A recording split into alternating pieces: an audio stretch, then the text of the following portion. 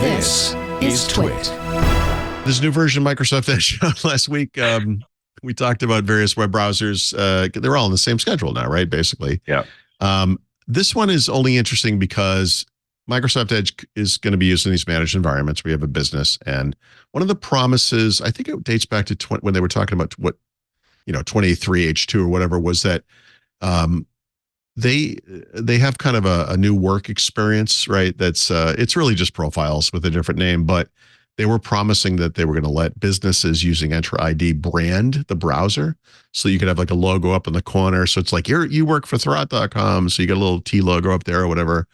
Right. That is finally available. So they have links to the Microsoft Learn website where you can, as a business, you can learn what policies you have to implement and what assets you need so that these things are delivered down to your users, and that happens. And then for normal human beings, they're changing the way the browser alerts users about updates, like browser updates, because now these things are updated every 10 seconds. It seems like I think it's every 4 weeks technically now, but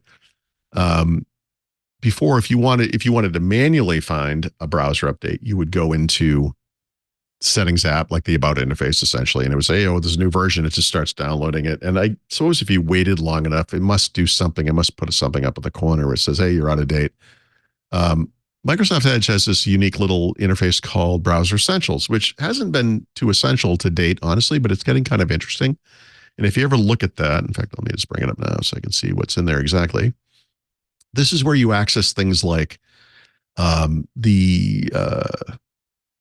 it called? The VPN service that they have is one of the things that's in there. There's some power and efficiency stuff in there, some safety stuff, which is nonsense. They don't do anything for your safety.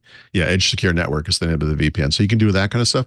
I actually saw for the first time in my life, because I don't use Edge a lot. I use it mostly just when I'm writing the book or whatever. But it actually complained that some of my tabs were taking up too much memory. Wow. I was like, oh, look at you. And so it made some and I don't use sleeping tabs, and that might have been part of the problem, whatever, but they're going to start promoting Edge software updates in this interface. It should really be telling you how long you've had that tab open too, right? Yeah, exactly. Well, or we just talked about Arc, right? It could just be like, you know what? We're just turning it off. Yeah. You're not using this thing, right?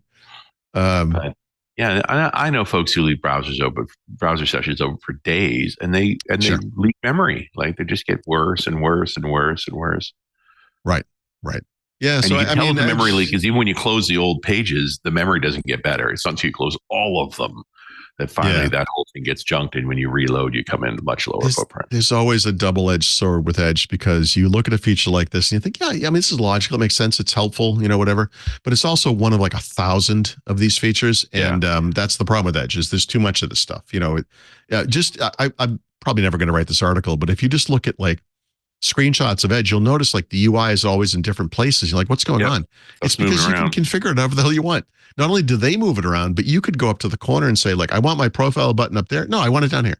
I want the workspaces icon there. No, I don't want it there. Like it's different all the time. And that's the new Microsoft way, I guess. Yeah. Hey, it's me, Leo Laporte. I hope you've enjoyed this little snippet from Windows Weekly.